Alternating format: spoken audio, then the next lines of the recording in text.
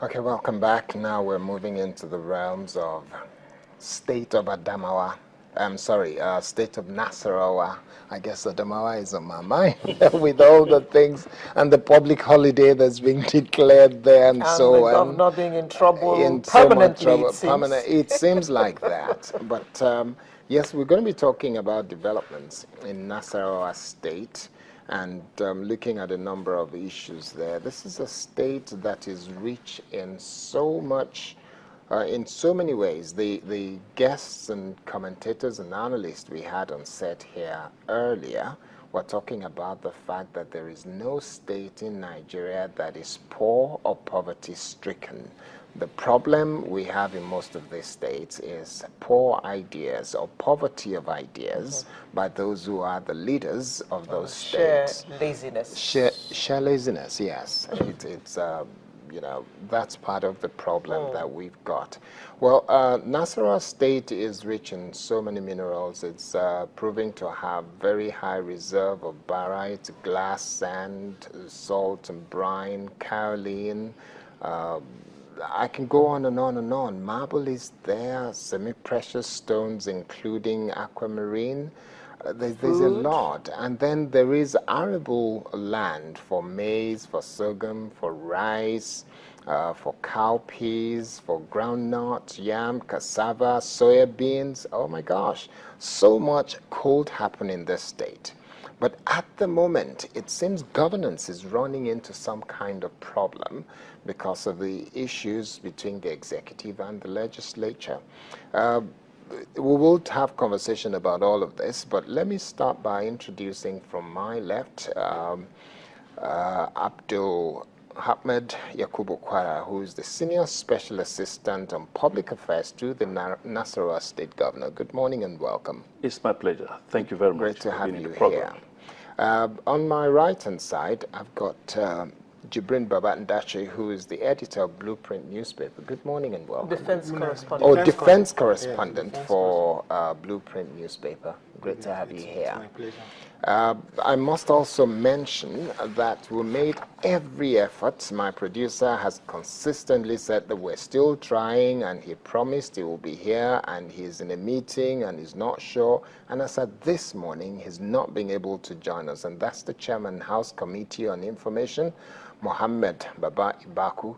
He didn't make it to the studio this morning. We made every effort to get his side, but to get him to be here and be part of this conversation. But with or without him, we'll still have to go on. We did try to get this chairman of the House Committee on Information to even join us by phone, but he said he's going to be in a meeting and not able to.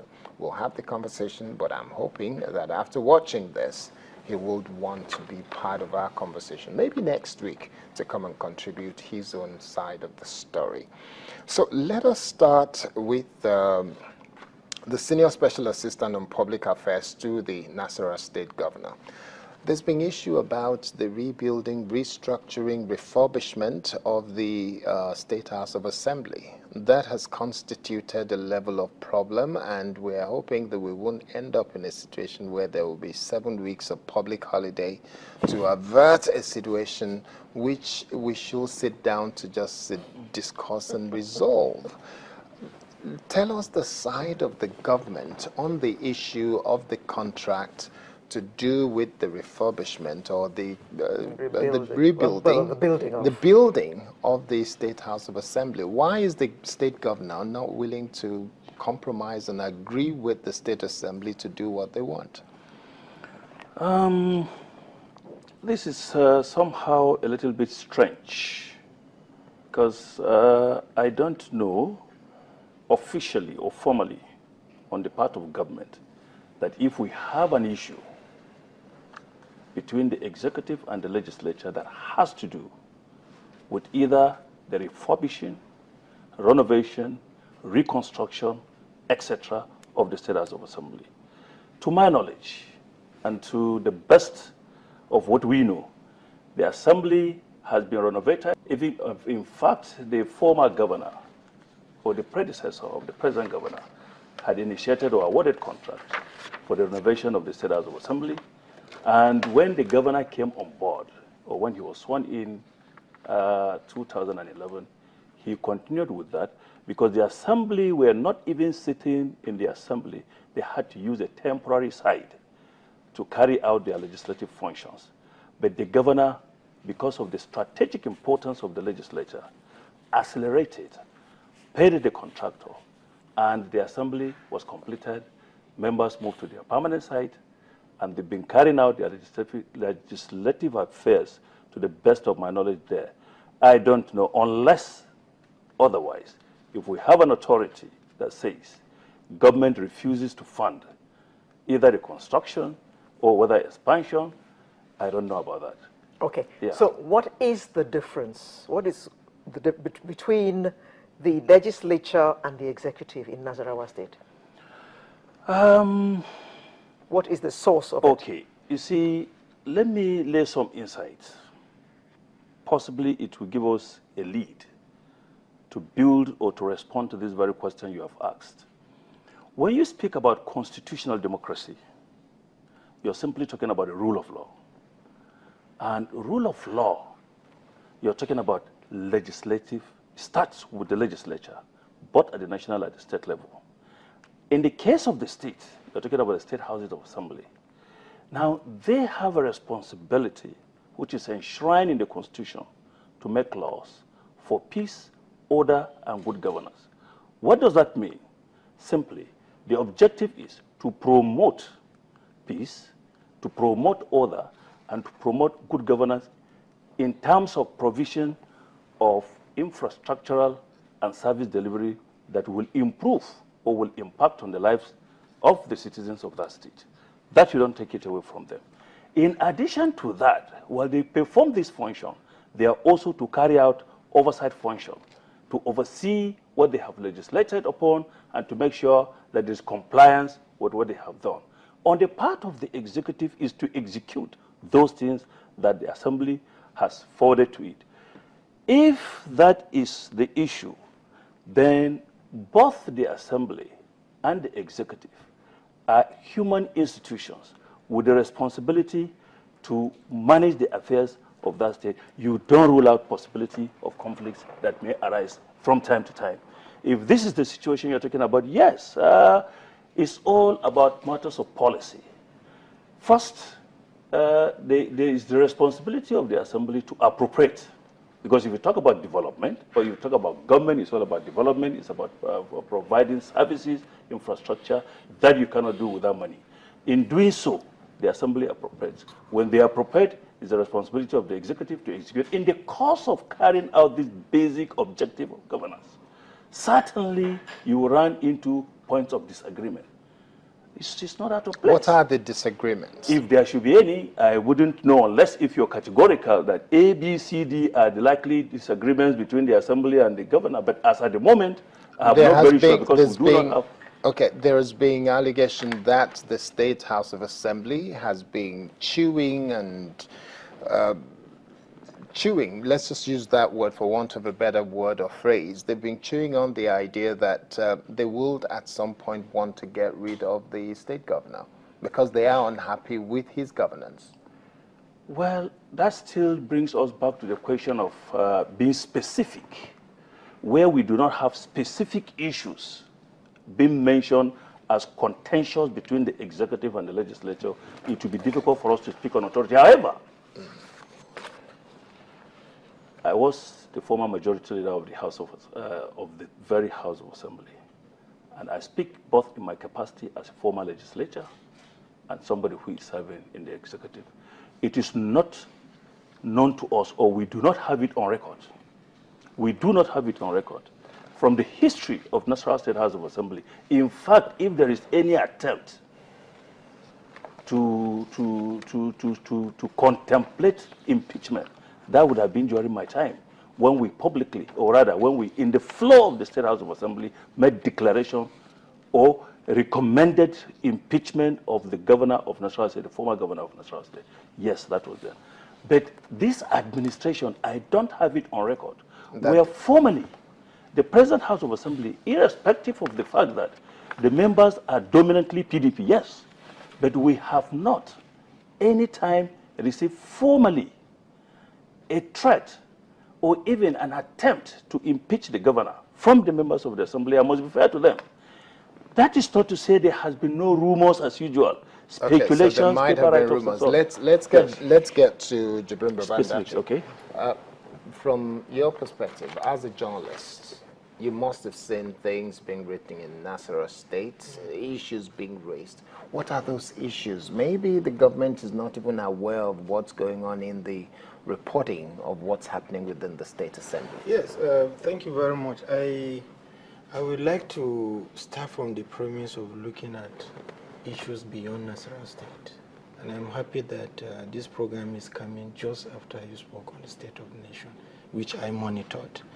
Some of the concerns raised are issues of stability, of peace, of continuity in our system. And therefore, when you look at issues of governance and the role of legislature and executive, it's not just about individuals who occupy that office, either within the chamber of the state or national level.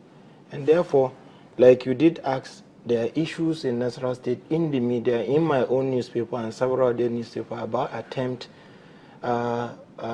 alleged attempt to impeach the governor. And this is not the first time. I think the senior special assistant says that they're not aware. No, I am a journalist. I didn't say. No, you said there might be rumors. Which is allegations, rumors. Okay. He is speaking from the perspective of somebody in government who has not received from my. But as a journalist, I am aware because Your ears are on the yes, ground. I'm on the ground. You got your hand on the pulse. Yes. So tell us what you're hearing. So there are allegations of likelihood of the state wanting to, State House of Assembly attempt to impeach the governor, even though they have also come out to deny.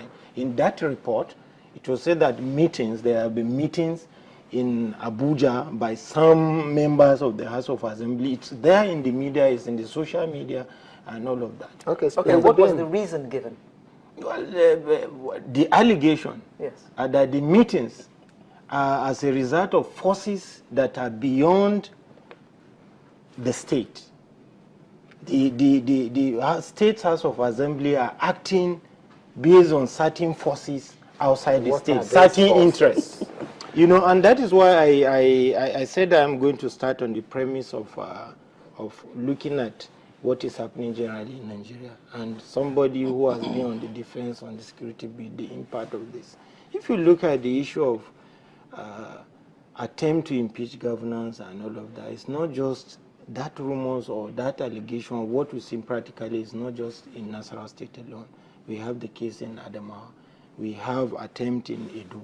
We have attempt in several other states in Nigeria. And this has implication for the stability of this country. I just want to look at this issue generally, because you raised a very important issue on the state of the nation, and I was very interested, as somebody who covered defense, that today the military is no longer a threat to our democracy.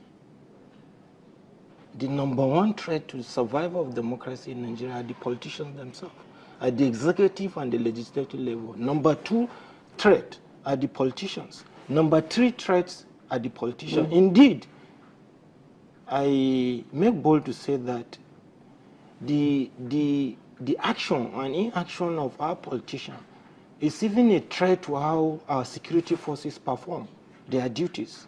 What they say, what they don't say. And you heard that some of the panelists did talk about actions in some places and how it affects the troop on the ground. So what I want to say generally is that, like the senior special assistant say, it is the duty of the State House of Assembly to do their job, and their job is to oversight, and they have the right to do it. But when you also do this job, either in Nassarawa or in Niger or in Rivers or in any state in Nigeria or at the national level, this must be done with caution. Because, for instance, Nigerian politics is not at the level that the US politics is. If you remove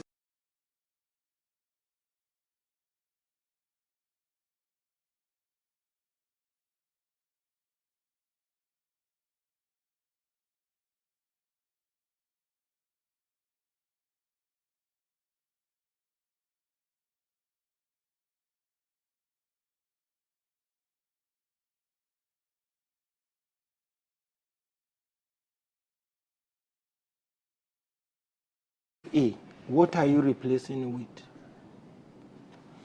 Some of the issues that were raised earlier by your panelists was that when you look at a particular state or a governor that is there, if you remove a governor, for whatever reason you think you want to remove him, within a period that we have a very fragile democracy, for whatever reason, what will it lead to in any of these states? Okay, sorry to jump in. I'm thinking because of time. Let's look at what you understand to be the issue, so that could then be translated into the line of questioning for the Senior Special Assistant on Public Affairs to the Governor of Nassarawa.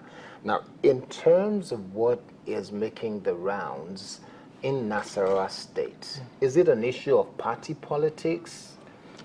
Yes, it's from the news, from what is in the media, that is what it is. Is the governor considered as opposition to the governor is considered legislature? as opposition, and it's from what is also in the media, it's all about 2015.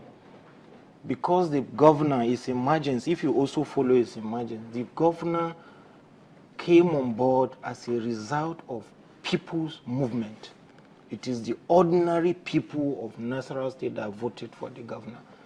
And therefore, by the time he emerged as a governor, he is the only governor of the opposition at the time that he was CPC. He was the only person, the only gubernatorial that emerged as a governor. And therefore, it is positioning, it is struggle for space within the polity.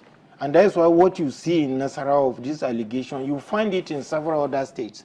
Even if I don't mention it, you know there are states that you have different faction of breaking in through to go and hold meetings in the state house. It's all about 2015. It's all about Party A trying to outdo Party B, Party B trying to outdo Party B, A. If you let me take that back to the Senior Special Assistant on Public Affairs. You know these issues are there.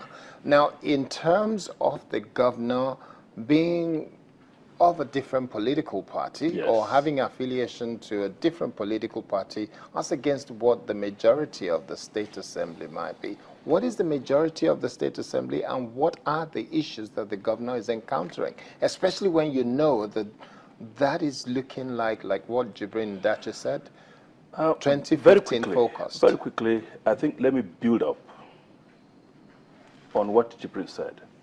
You can't rule out politics or political development in the country. You cannot talk about the political development in the country in isolation without talking about Nassarawa State. Purely, yes, Nassarawa State is being ruled by an opposition political party, the APC. Certainly the PDP is not happy, whether internally or externally. They may not be happy with that, because the PDP from the inception, or from the advent of democratic rule in Nigeria, in the country, 1999, the PDP has been ruling for 12 good years. And believe you me, it's 12 good years of lamentation, failure, derivation, near neglect. And at the end of the day, what do we have for it? Looting of the treasury, basically nothing to show whether you have even a government in place. That necessitated a change. It's a reaction of the people necessitated a change. Up till now, the PDP appears not to believe that the government, the people of the state have spoken, have changed the leadership of the state for good. Now, sorry, if I may interject, is it a change across the board? Legislature? Well, the circumstances of the 2011, let me take you a little, let me give you some little insight. Tanko Al-Mokora was of the PDP extraction. He was drawn for the governorship under the PDP itself.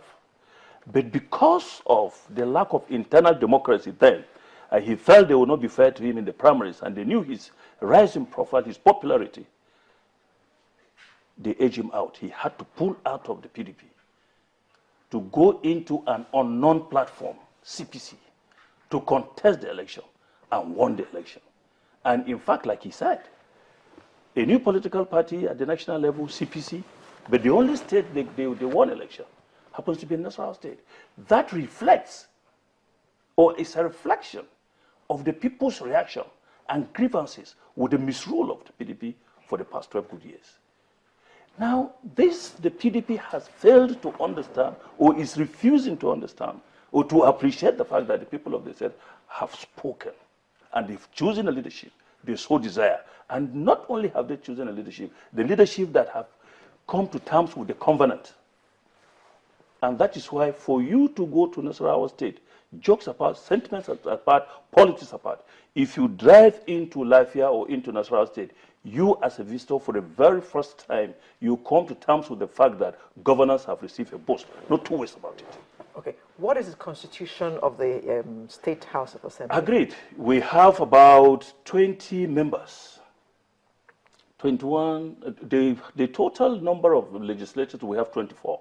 The PDP has 21 thereabout, because one or two of the APC, I think a member or so of the APC also defected back to PDP, because the APC has 5 members, 1 defected, so I think they have 20 members in the legislature, while the APC have 4 members. And I think it is because of this disparity and the dominance of the PDP in the legislative assembly that is giving this feeling, or that is making the rounds, that whenever the assembly is carrying out their legitimate responsibility of oversight function, the next impression people create about it, oh, they are going to impeach the governor, oh, it's impeachment.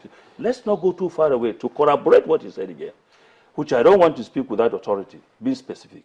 There is this social media, you report, 247 or so.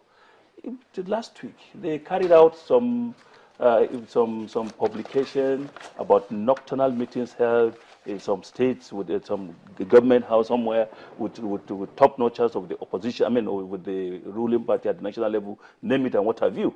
You see how to undermine and to destabilize some opposition states. I don't want to speak about that because, like I said, it is what is in the media. So what is in the media, if you don't have an authority to justify or to corroborate what they say, you cannot cite it as an authority. But what I would say with every authority, as far as we are concerned, in Nassarawa State, today we have a collaborative and cooperative partnership. We have a mutually beneficial relationship with the Assembly, despite the fact that we have our disagreements, which is normal, which is normal in the course of, yes. Let me ask Ndache, who's a journalist, so he has no, he will not play politics with this, I would assume. With that kind of majority in the House, what kind of right do you imagine the governor is having, with the House having that kind of majority as the opposition in the House? I think that rather that should actually be seen as real democracy. Because if you look at a state, there are states that attempts are being made by when a governor wins, he ensures that every other member of maybe a political party B, which is different from his own party, ensure that all of them comes to his party. I think whether somebody, members are in party A or party B, which is different from that of the governor, what should be uppermost on the mind of them is dividends of democracy. How do you give service to your people? You are not there, whether you are just there on the platform of a political party. The interest is your state. It's Nassarawa State. And Nassarawa State have to exist first for you to either serve as a legislator or as a governor. And therefore, it should be mutually beneficial relationship. Rather, what I think is that the governor should even be appreciated for allowing the sort of assembly member to remain their political party to do their job.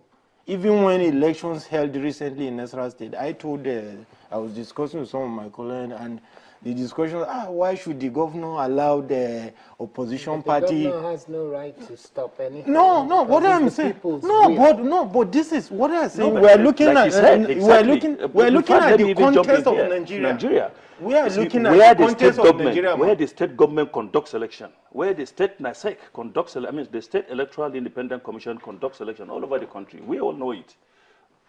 The ruling party or the party that is in government will clear all the election, including councillors. But wait, in Nassarawa State, my governor believes he was a product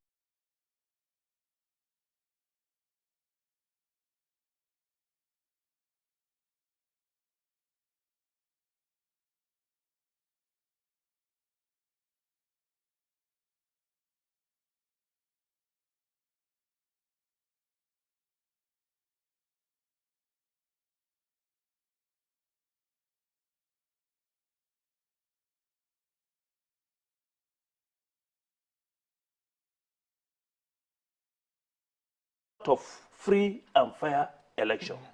And secondly, he needs to test a kind of referendum of his popularity because he came in as a protest vote by the electorate.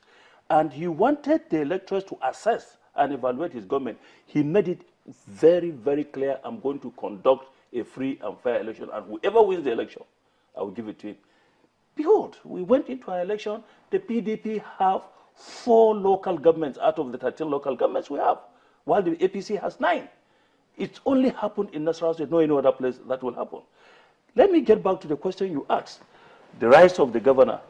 You see, like I said, I started this program by talking about constitutional democracy. We're talking about principles of separation of power. The governor should not just rights. His constitutional powers are clearly enshrined in the Constitution. So also is that of the legislature. Allow everybody carry out his duties. It is not a situation whereby you have governor, the same party, members of the legislature, the same party. What you end up having is rubber stamp assembly, which is a common phrase in this country. The executive does whatever they want to do, and the legislature will just approve of it. You don't get the real test of constitutional democracy under that kind of circumstance.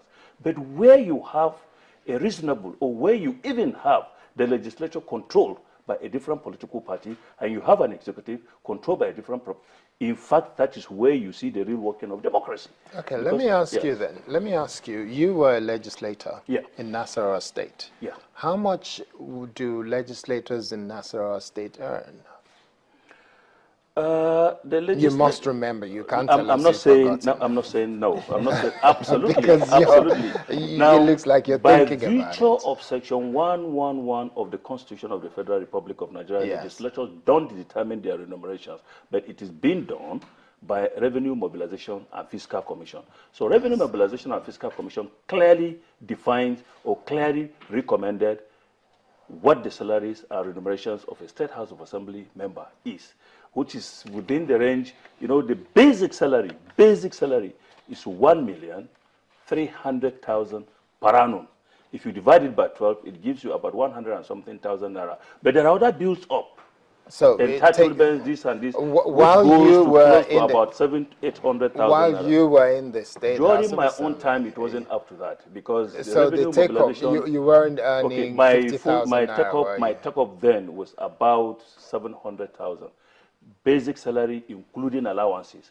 Don't forget, there is also what we call running costs. I want to clear this impression, not just Nassarawa State House of Assembly, even at the National Assembly, where they talk about salary. No. There is a clear distinction between your official salary and what is your own running cost. Running costs are retirable. As a committee on information, for instance, as a committee or as a majority leader, because I serve as a majority leader, the office of a majority leader has a running cost of 1 million naira. And that 1 million naira per month. And that 1 million naira has to be retired. Because I have to explain, it does with maintenance of the official vehicles, purchase of stationaries, entertainment, public relations, press relations, name it. You do it from that. So where does the rumor come from then when you hear something like about 4 million naira coming to a member of the State House of Assembly? We are, even though I don't want to speak for them. Are you saying that they don't earn that much? I don't want to speak. The truth of the matter is that is not the salary of a member of the State House of Assembly. How much is in the budget for this financial year, for example, for the State House of Assembly? I think the budget of the State House of Assembly is within 2 billion or thereabout. And you've got 24 people there. Yeah. So 2 billion, what is it they use that 2 billion The Assembly is in a better position to explain that. But don't forget, the Assembly is self-accounting, it's autonomous, self-accounting. No, so money appropriated to it It is at their discretion to expend. No, it's not for us to decide for the them. reason- No, in fairness, look, in fairness, I'm even commenting on that aspect by virtue of the fact that I was You not were just a once- member, but a majority leader of the House of Assembly. Okay. So I could speak to some extent. But then the fact of the matter remains that it is an arm of government, it is self-accounting, it is autonomous, they are being appropriated, how they spend their money, they are to account for it. The executive has no business with that. Okay. All right. Alera, you were going to ask a question. Yes, I was going to say that part of the stories we're hearing, Yes. apart from them taking home 4 million a month, is also that they get 10 million a year for foreign trips. Then they have 30 million for constituency projects. Well, I will still go back to what I have said. You can't comment on I it. don't want to comment for the House of Assembly, but you see, yes, there are provisions for constituency services. Okay. Yes, there's provision for constituency services. Okay, we'll yes, have to that I wrap know. up now. How do you, Jibril Dachi, how do you see things panning up, and how do you think this is likely to affect governance, where there are consistent rumors that the governor may be impeached by 20 out of 24? You have a majority that is substantial and that is very obvious and potent to remove the governor if they so desire. 2015 or no 2015. How do you think this is affecting governance? I think in the just state? like my opening remark, I am looking at it from the security implication of decisions that are taken by our politicians. Our democracy is in a state that our politicians must be very careful. They must be very subtle in how they take decisions, and when they take decisions, they look at the overall implication, not just in their state but at the national level. And why am I saying that? Is that, for instance, if you are in the opposition, because at the national level you find that even National Assembly members who are in the same party with the president sometimes criticizing. That is democracy. And we are not saying that they shouldn't do their oversight function, but they should also understand that the governor was voted in by the majority of the people, and that is very important. And therefore, they have to look at the implication. If you take decision to remove the governor, what is the security implication of that? And what reason are you removing for? Is it in the interest of the people, the ordinary people of your state? If it is Nassarawa, if it is Niger, if it is Lagos, are you doing that on behalf of the people? Are you doing it because he has not delivered on the democracy dividend? Or is it affecting governance, though? Very well. That's what I'm saying. But when the state, already a state, you know now, as we are today in Nigeria, the security forces are deployed in 28 states. When consistently a governor wakes up, rather than concentrating on his job, what he thinks about is how to try to appease people who should ordinarily do their job. There's nothing bad about State House or Assembly oversighting their job. That is part of their primary result, but it shouldn't be done with threat. Okay. And I'm not talking just about Nassarawa. In addition, all the states across the nation. So your final word: Yes. Is the governor able to carry out his function without fear or favor, or is he living in fear and trepidation about what the State Assembly might do or not do? In fact, to be very honest with you and on authority, the so-called speculations, allegations does not in any way stop the governor from his sleep. And it does not, because to us we see it so he sleeps with both eyes closed. We see it as distractions, but my governor has not yielded or succumbed to those distractions. He remains very focused, very determined to accomplish the dictates of his own mandate. Don't forget, you see, if you know what you're doing and you enjoy the support, or you carry the people, the ordinary people along with you, you will have no cause to fear. I always advise the governor, personally, being a former legislator, I owe him that response. Your Excellency, in dealing with the state legislature, it is a human institution. They are human beings. We must be constructive in engaging them. What do? It's rule of law. The Constitution and the laws of the State House of Assembly. The first question is, what is the law saying and what is the Constitution saying. So long as we do not infringe of any of this, we have no That's cause fine. to lose our Thank you sleep. very We much. get On up that there. note, we'll have to Exactly. say thank you very much, Abdulhamed Yakubu Kwara, who is Senior Special Assistant on Public Affairs to the Governor of Nassarawa State. Thank you for coming on Sunrise this Thank you. morning. It's my pleasure. And Thank you. Jibrin Babatundache, who is the security correspondent, Defense. correspondent of Blueprint newspaper. Thanks for coming. Thank you on for the show. opportunity. And I must also mention again that we did ask Honorable Mohammed Baba Ibaku, Chairman, House Committee on Information, to feature on this program, but he did not completely or outrightly decline. He just said that he is unable to, at this point in time, to be a part of this show, and will hopefully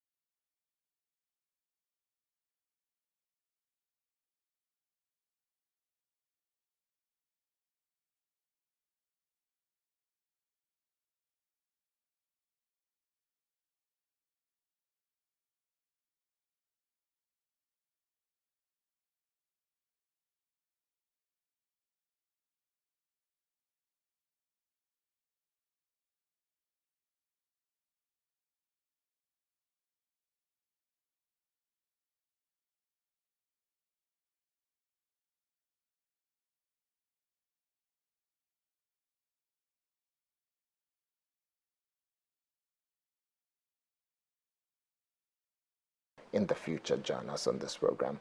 Sunrise is taking a break now. When we come back, another very interesting conversation awaits, so don't go away.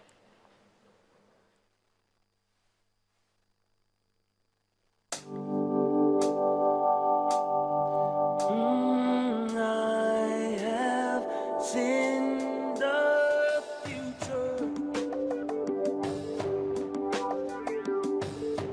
though I'm not a prophet.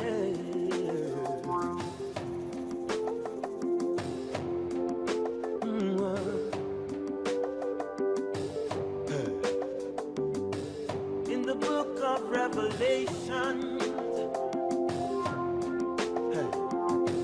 there is warning for the nations. He that has an ear, let him hear. Yes. For the Spirit is saying, hey, I sing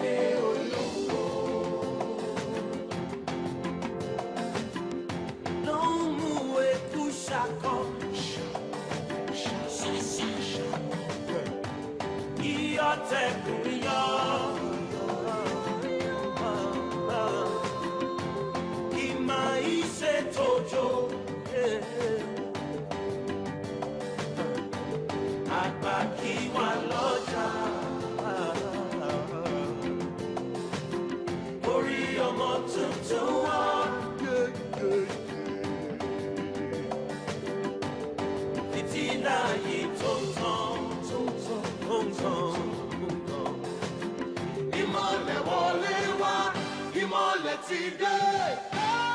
Olórí oko ṣe ń bọ̀ wá, ó ń bọ̀ wá, ó ń bọ̀ wálé.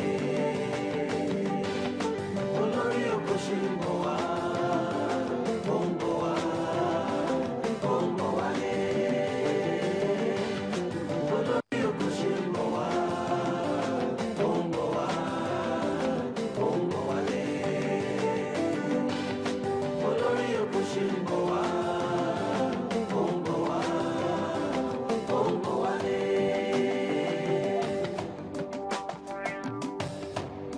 Afropino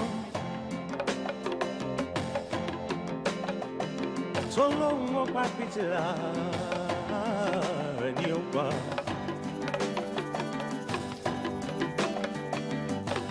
se bia to bajo logo asatele ipa bro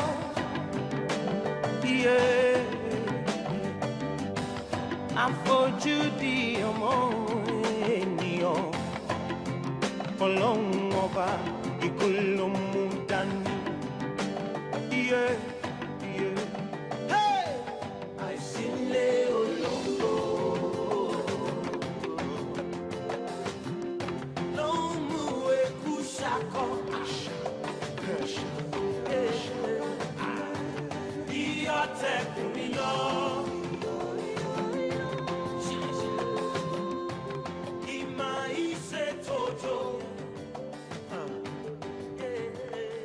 All right, so we move now into the realm of the season that we are in. World Cup. Football. What else? Football. This is the season for football. This is that one period that the whole world focuses on nothing else except football. It's all about the World Cup. And we are about reaching the crescendo now. This weekend we'll be seeing 2 games that would wrap up the World Cup. And then from Monday, we can go back to normal. Or maybe for a few days, we'll be talking about the winners and the losers and the third place and all that. To join us in this conversation this morning, after the German demolition, German destruction of the host country, Brazil. I mean, that was so embarrassing. I thought, did they go with a basket to carry the thing back home? It's just, it's quite... Even Nigeria didn't get 7. No, we didn't get completely mauled by any team. We did show some good spirit and ability to defend. We shouldn't finish the conversation and forget about the gentlemen who are here. to grace this show. And I will start with Deji Omotoyinbo, who's a sports analyst. Good morning and welcome. And just sitting right beside him is Harry Wala. Good morning and welcome. Morning. And on the other side is Bimbo Adiola, who is a sports analyst as well. Good morning and welcome. The last shall be the first. Let me come to you first and start. Let's start with that semi-final that led to the final that we're going to see. Brazil against Germany, and then Netherlands against Argentina. Pick one. Which one really I want caught to forget the Germany Brazil. I think everybody would. It was ridiculous seeing the home of football dehumanized, so to say, at home, right in front of their fans. Nobody, not the best of pundits worldwide, saw that coming. Actually, yeah, we knew the Brazilians from day one, from the game against Croatia, were struggling, but we just felt perhaps their luck will carry them far enough, but not to be disgraced the way the Germans Especially at humiliated home. them. That was really bad. I recall in the 50s, then the Maracanazo, when Uruguay was there to take the World Cup right under their noses. And this time around, it was Germany right there, not just beating them, but humiliating them. And of course, teaching them the basics of soccer, that they're supposed to be the main lords of the sports. And it's ridiculous. The other game could go either way. We knew it was going to be very tough for the Netherlands to overcome the Argentines and the Argentines to beat the Netherlands. But the one I really want to banish in my memory is Germany-Brazil. It's ridiculous. Okay. Do you also want to banish the thought of that game? I'm sure the Germans will want to banish that. That will live long in their memories. I think it just underlines what football can do to you. If you are caught on the hop, if you are caught on a bad day in the office, you can be embarrassed, and that's what happened. And you know, the Brazilians have been getting away with it, so to speak. We knew, like Bimbo said, they've been struggling in this tournament.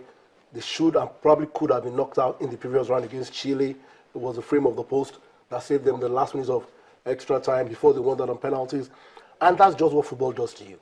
If your team has deficiencies, if your team has structural deficiencies, and you meet a good team on a good day, you could be taken out. It was 4 goals in 6 crazy minutes. And that was it. So, from a Brazilian perspective, I'm sure even if they don't win this World Cup, they'll play that tape over and over and over again. But for the rest of the football world, the disappointment stemmed from the fact that you wanted to watch a semi-final, I wanted to watch something competitive. But after 30 minutes, it was over. It was over. The game was over. Harry, what's your thought about the game? Was it a case of they just didn't have any defense whatsoever, or the defense went to sleep? Well, earlier on, Deji has talked about having a bad day, and it was a typical bad day for the Brazilians. They've had the bad day, even in their very first game against Croatia.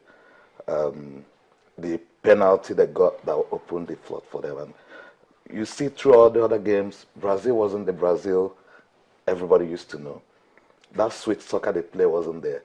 And of course, with Scolari, maybe with his outing at Chelsea and stuff, you know that he's not a man that wants to play fancy games. But the point is that he wasn't also getting it tactically right. Team being built around Neymar. Yeah. Yes, in a game, sometimes somebody carries a team. But I thought that Neymar wasn't that strong to carry this team. Everything was on his shoulder. And that wasn't the reason they lost to Germany, that Neymar wasn't there. The point was that the Germans had everything stitched. And then when they got to Brazil where they wanted them, Bimbo said he wants to banish that from his thought. Goals make football for me. It's a game. I was celebrating that day like I was a German because I loved the goals coming in. It didn't matter how they were coming or who they were going against. But one thing is also did to me is perhaps because nobody has lost that much on his home ground. The sight of those Brazilians weeping is something I've not even seen somebody weep that way when they lose in the finals. But the sight of a whole nation, both on the streets, on TV, weeping, I said, wow. It's really Must be heartbreaking. Powerful. It must be. Okay, now let's move very quickly then to the losers final, as some people will call it, or third place. Please, third place. The third place. Now you'll be having Netherlands that will feel had done by because they lost through penalty.